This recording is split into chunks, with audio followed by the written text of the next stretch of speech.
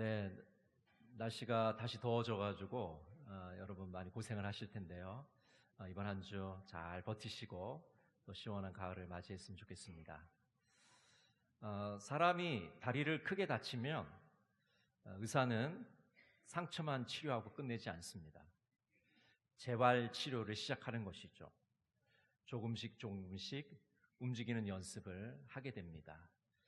근육을 회복시키고 잘못된 자세를 교정하면서 걷는 연습을 다시 시키게 되는 것입니다. 처음에 그 치료는 아플 수가 있습니다. 그러나 그 아픔의 과정을 거치게 되면 다시 회복하는 그런 일들을 우리가 맞이하게 됩니다. 하나님께서 우리를 고치시는 과정도 비슷합니다. 우리의 육체의 질병을 고치시고 우리의 정신적인 질병을 고치시고 또 영의 병을 고쳐 나가십니다. 한 번에 고치시는 경우도 있지만 대부분의 경우에는 어떤 일정한 과정을 거쳐서 하나님이 역사하시는 것을 우리가 보게 됩니다. 여러분 지금 아픈 곳이 계십니까? 지금 우리를 고치시는 그 하나님 말씀을 들으시면서 그 하나님께서 우리를 고쳐주시기를 간절히 소망하시기 바랍니다. 이 예배 시간에 신유의 역사가 나타나기를 간절히 소망합니다. 오늘 본문 말씀은 주전 8세기 후반을 배경으로 하고 있습니다. 당시 중동 지방에는 이 아수르라는 제국이 팽창을 하고 있었습니다. 그래서 점점 다른 나라들을 정복해 나가고 있었죠. 그래서 결국 주전 722년경에 북이스라엘이 멸망을 하게 됩니다. 여러분 아시는 것처럼 당시 이스라엘은 두 나라로 나누어져 있었습니다. 북쪽에는 이스라엘이라는 나라가 있었고 남쪽에는 유다라는 나라가 있었습니다. 그런데 이 아수르가 이 북쪽에 있는 이스라엘을 멸망시키게 되는 것이죠. 그러면서 이제 유다에게 위협을 합니다.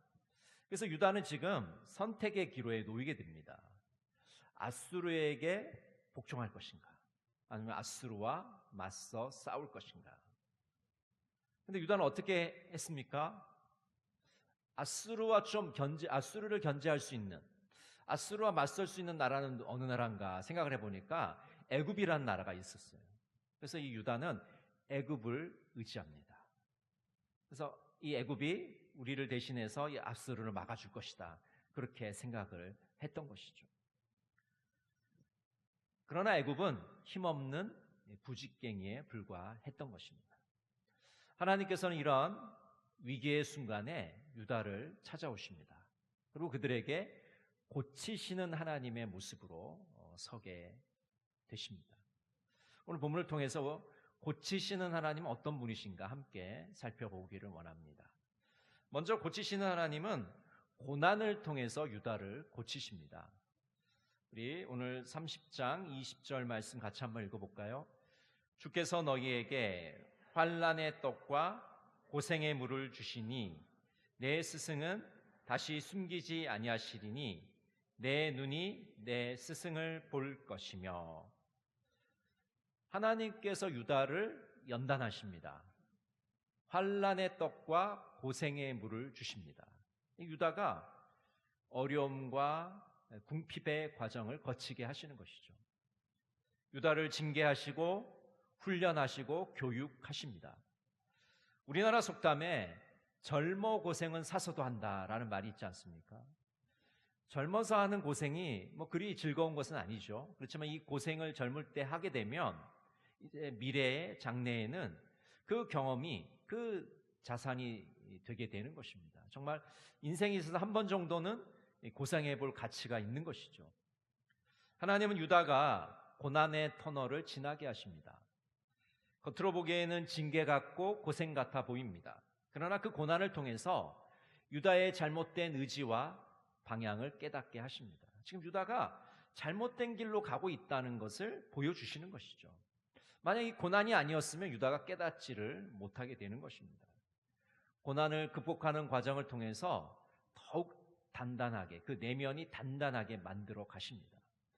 비 온 뒤에 땅이 굳는다라는 말이 있습니다. 여러분, 비가 오면 땅이 오히려 연약해지고 흩어질 것 같지만 사실은 비가 오면 더 단단해지는 겁니다. 왜냐하면 하나님께서 이 고난이라는 것을 통해서 그 사람을 더욱 성장시키고 성숙하게 만드시기 때문입니다. C.S. 루이스 또 하나님은 연단만 주시는 것이 아니라 고난의 현장에도 함께 하십니다. 그래서 오늘 본문에 보면 스승이 되신다.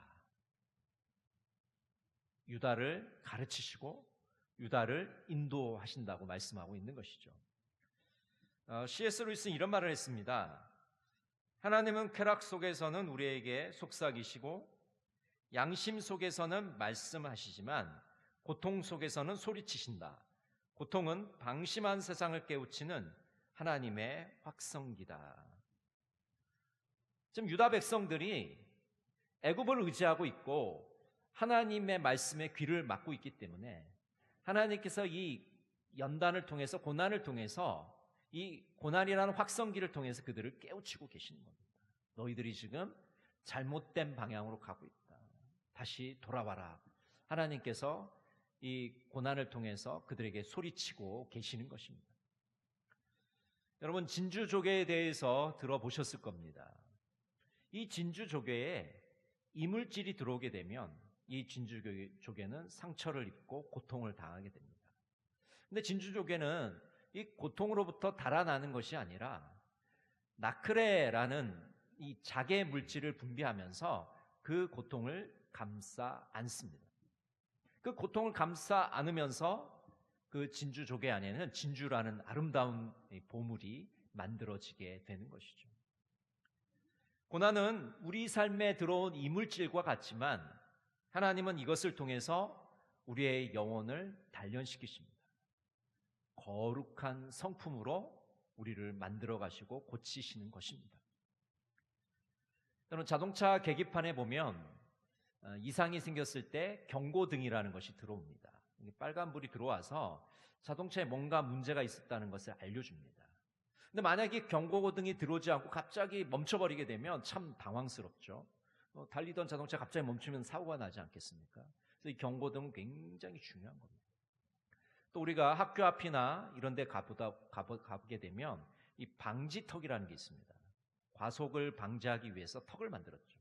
근데 사실 운전할 때 굉장히 이 방지턱이 불편합니다. 쿨렁쿨렁 거리니까요. 근데 사실은 이 방지턱을 설치해 놓으면 아이들도 보호할 수가 있고 또 심지어는 운전자도 보호할 수 있게 됩니다. 과속을 하지 않게 만들어주기 때문에 서로가 안전하게 할 수 있도록 이 방지턱을 만든 것이죠. 여러분, 하나님께서 우리에게 주시는 이 고난은 이 경고등과 같은 겁니다. 경고를 해주시는 거예요.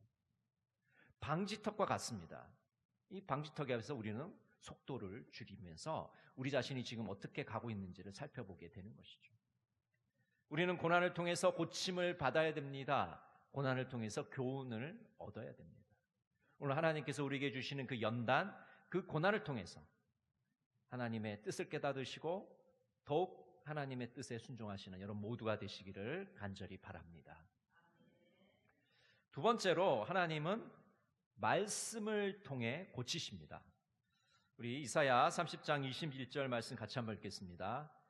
너희가 오른쪽으로 치우치든지 왼쪽으로 치우치든지 내 뒤에서 말소리가 내 귀에 들려 이르기를 이것이 바른 길이니 너희는 이리로 가라 할 것이며.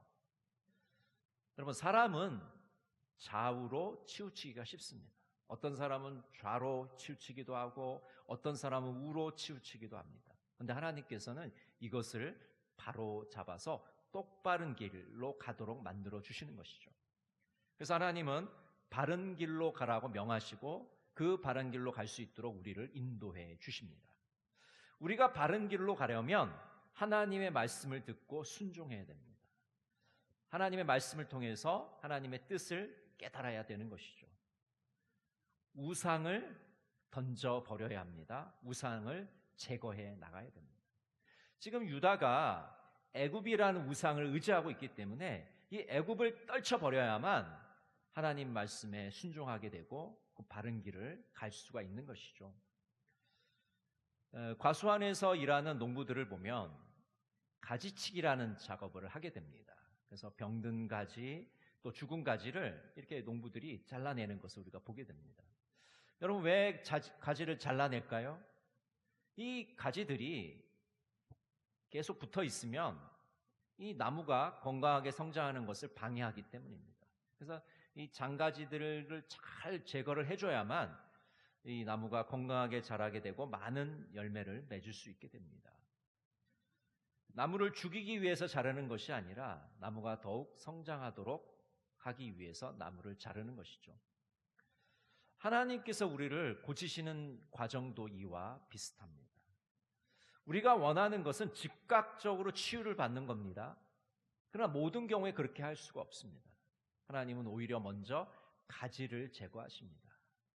우리가 하나님보다 더 사랑하는 우상이란 가지를 제거하시고, 잘못된 길로 가는 가지를 제거하시고, 잘못된 습관이라는 가지를 제거하십니다. 이런 가지들을 다 제거하시고 말씀을 통해서 우리를 바른 방향으로, 바른 길로 우리를 이끌어 주시는 것을 우리가 경험하게 되는 것입니다. 여러분, 말씀을 통해서 우리가 하나님 앞에 바로 서기를 원합니다. 바른 길로 가기를 원합니다. 말씀을 통해서 우리를 고치시는 그 하나님을 만나시는 여러분 모두가 되시기를 간절히 바랍니다. 세 번째는 하나님은 치유와 회복으로 우리를 고치십니다. 우리 26절 말씀 우리 같이 한번 읽어볼까요? 여호와께서 자기 백성의 상처를 싸매시며 그들의 맞은 자리를 고치시는 날에는 달빛은 햇빛 같겠고 햇빛은 7배가 되어 7날의 빛과 같으리라. 하나님께서 치료하시는 하나님이라는 것을 우리에게 보여주십니다. 출애굽기 15장 26절에 보면 이르시되 너희가 너희 하나님 나 여호와의 말을 들어 순종하고 내가 보기에 의를 행하며 내 계명에 귀를 기울이며 내 모든 규례를 지키면 내가 애굽 사람에게 내린 모든 질병 중 하나도 너희에게 내리지 아니하리니 나는 너희를 치료하는 여호와임이라. 여러분, 이스라엘 백성들이 출애굽할 때의 상황을 살펴보면 애굽 사람들에게 10가지 재앙을 내리지 않습니까? 그런데 이스라엘 백성들은 그것을 겪지 않아요.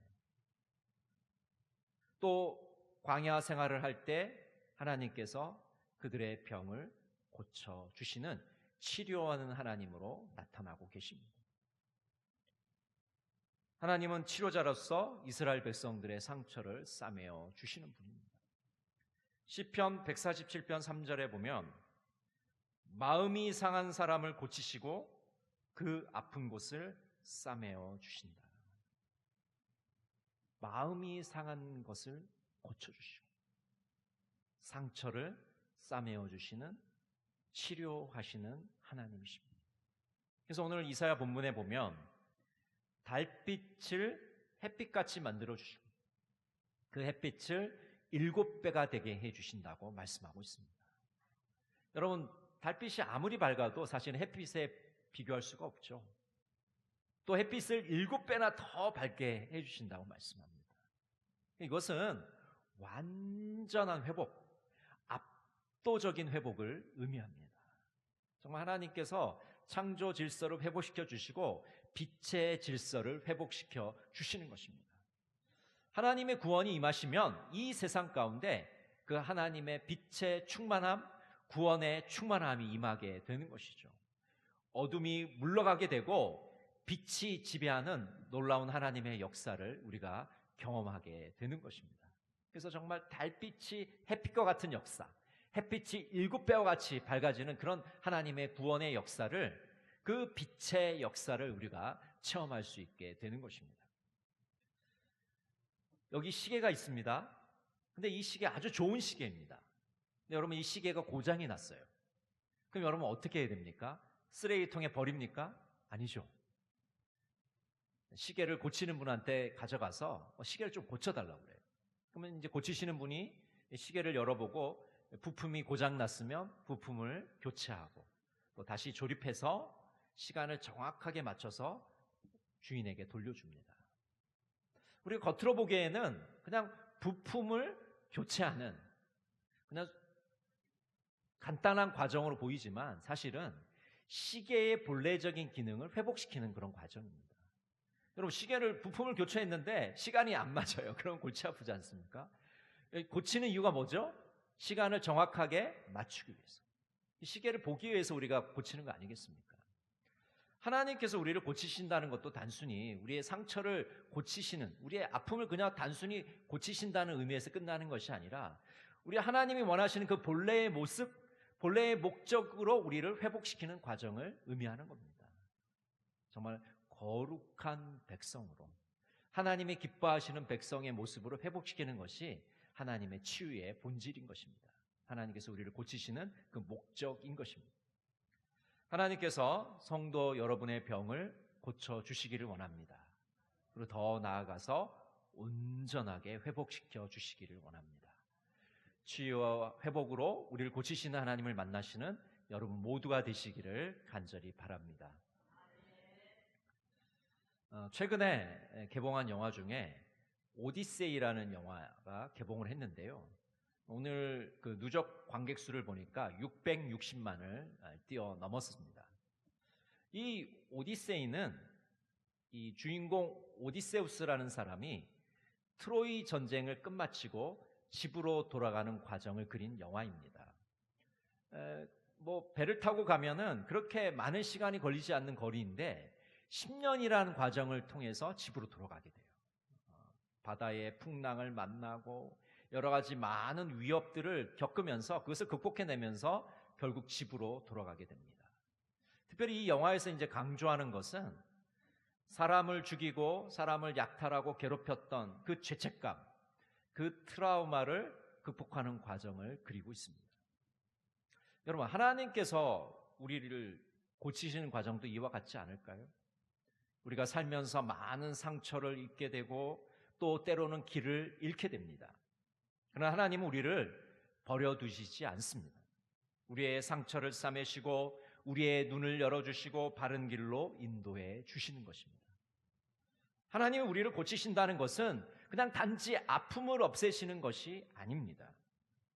우리가 다시 바른 길로 돌아가게 하시고 잃어버린 삶을 회복하게 하시는 겁니다.